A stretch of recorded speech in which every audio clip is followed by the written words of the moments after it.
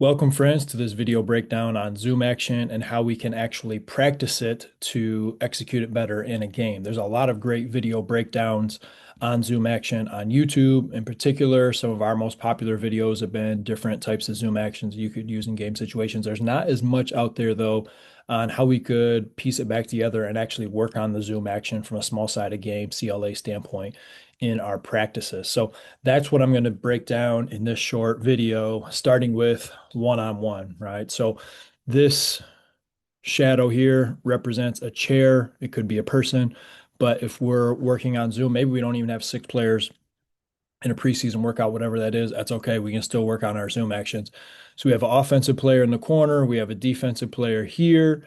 We have a coach with the basketball here. Obviously, this represents a handoff. So what's going to happen is our offensive player is playing one-on-one three against X3. Okay, we have the chair set up. Basketball is here. As the offensive player works to set this screen up, coaches obviously dribble down. We have the screen, which is a chair. We have them coming off of the handoff, and then they can play one-on-one as three has the basketball, and X3 needs to navigate by using simply having a coach and a chair playing one-on-one.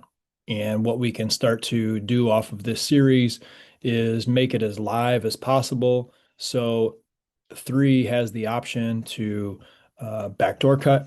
They have the option to, so let's say we're here, X3 starts to cheat or go high, they can backdoor, coach can make a pass to him for a layup, right? So moving without the basketball, really emphasizing moving without the basketball and using all the options.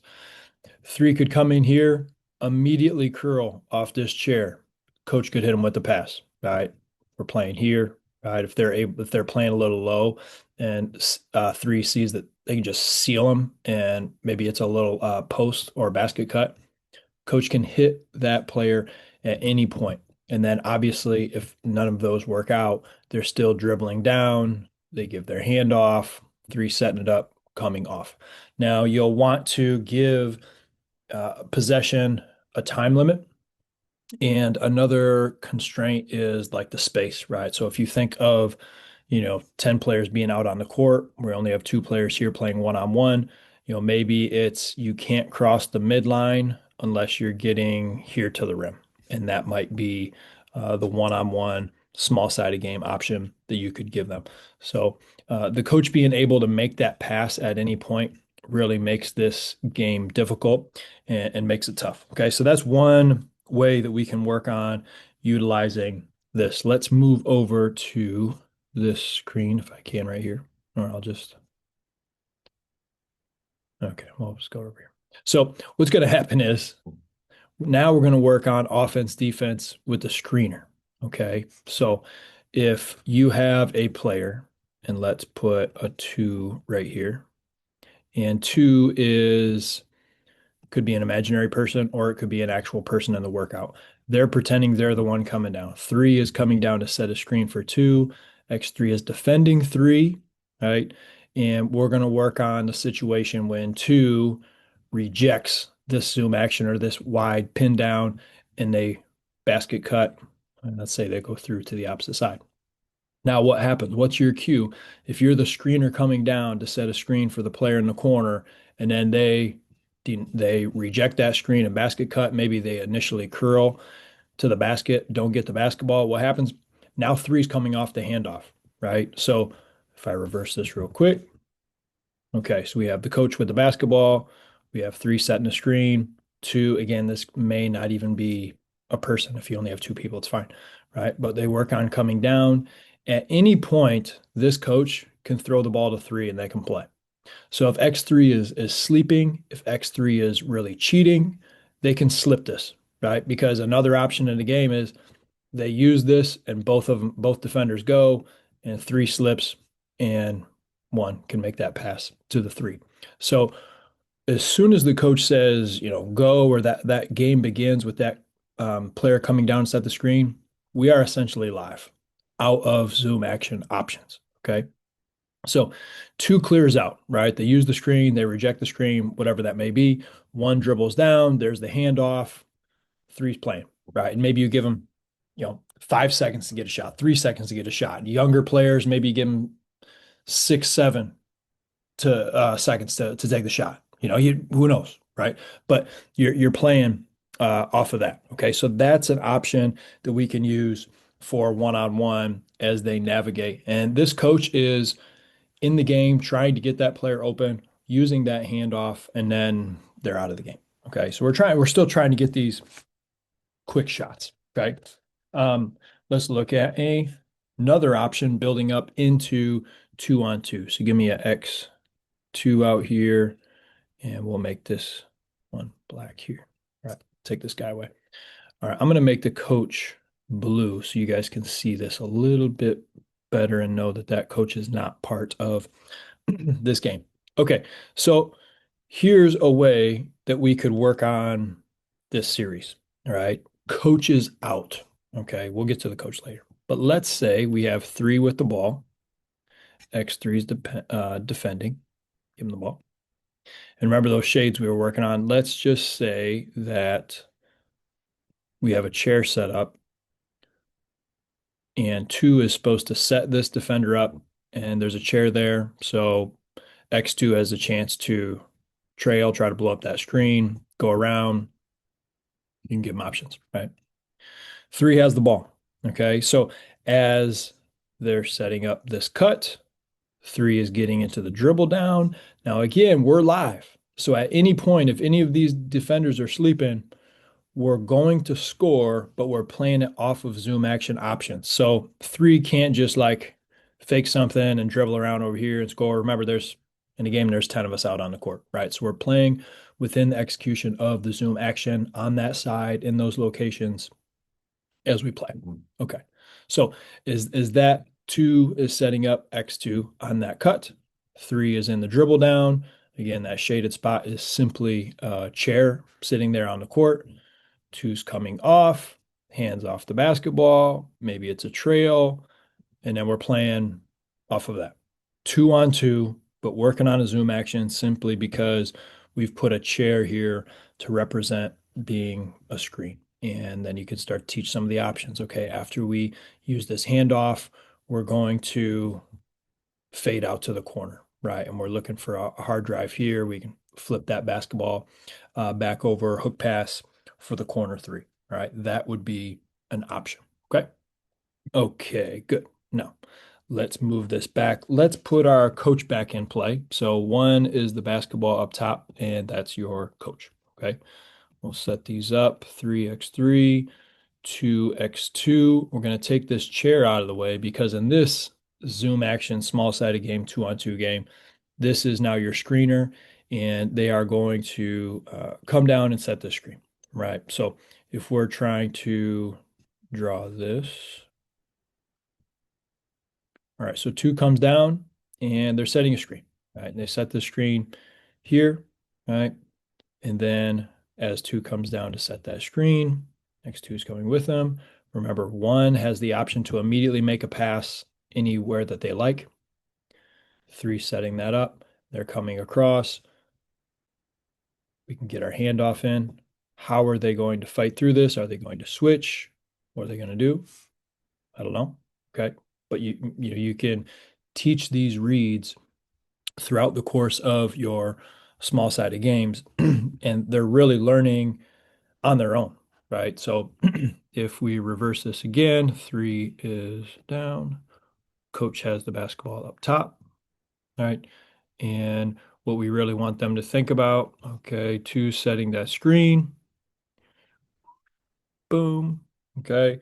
And then 3 is working on setting that cutter up.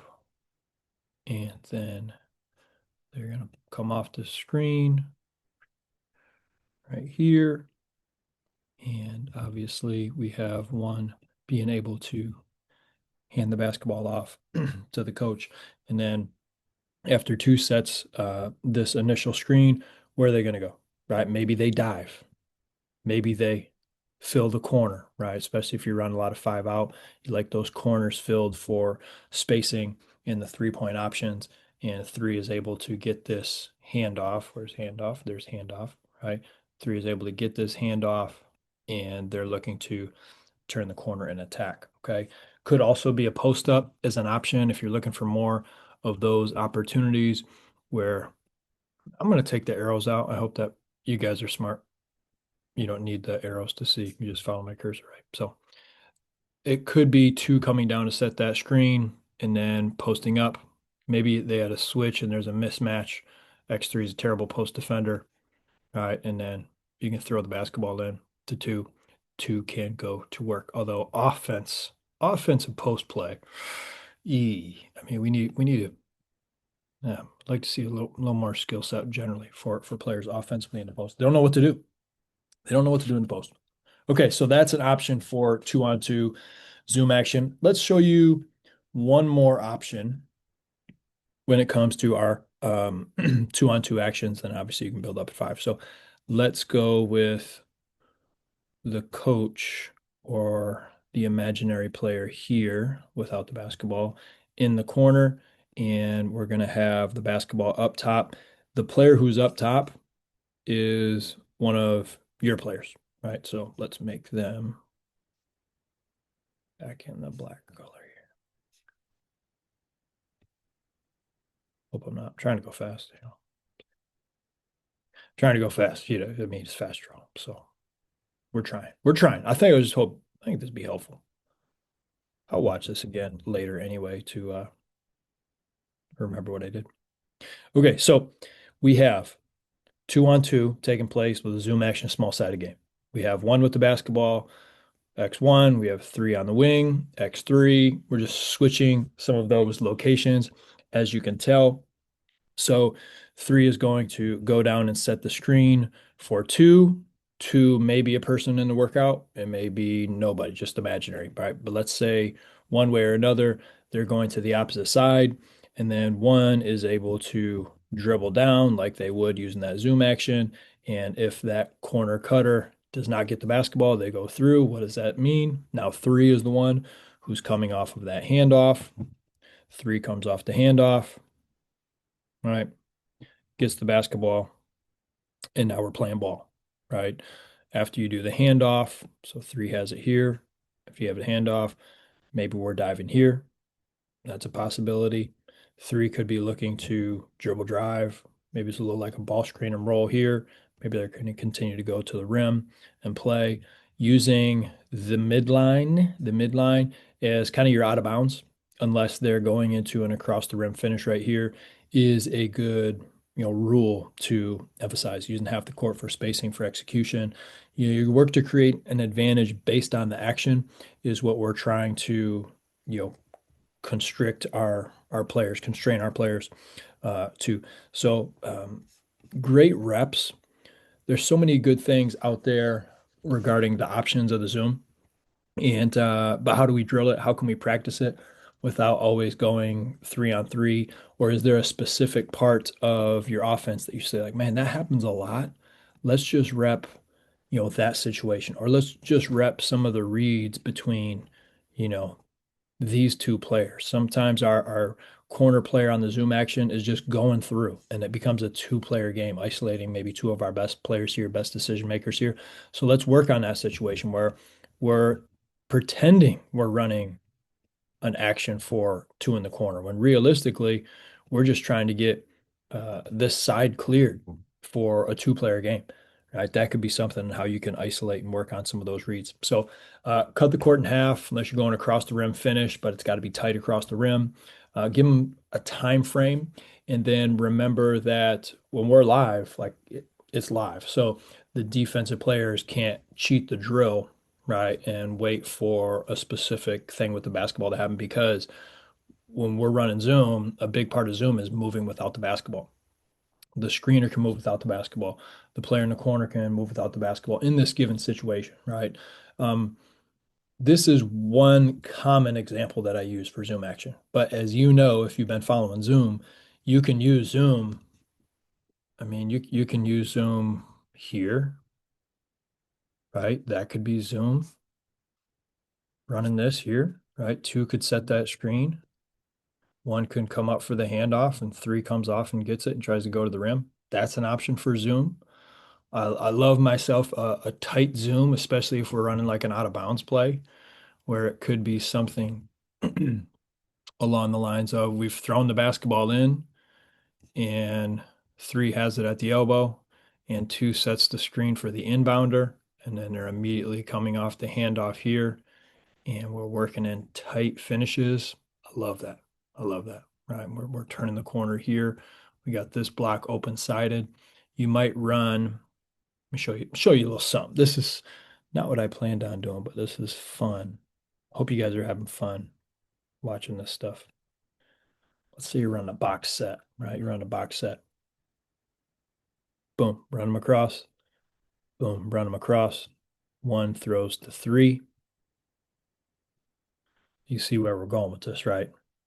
You got the complete right side of the court cleared, right? So if one can play, and three is a good decision maker, and two can set a screen and know if they're open or not, pretty good little set to run, right? So we're here, there's the screen, boom, there's the handoff, one has it, and now we're turning the corner and we have a lot of space to work with off that tight out of bounds play zoom action on that side of the court. So those are just a few things with Zoom. If you want like the full breakdowns of all of these, it's in our Coach's Edge membership, coachesedge.coach. We got so many small sided games and different variations and actions that happen in an actual game to help you get better. And I just wanted to show you a few examples of one-on-one and two-on-two build-ups into Zoom action that I hope can help you guys out. Thank you for watching. If there's anything I can do for you, let me know. Contact at kramerbasketball.com.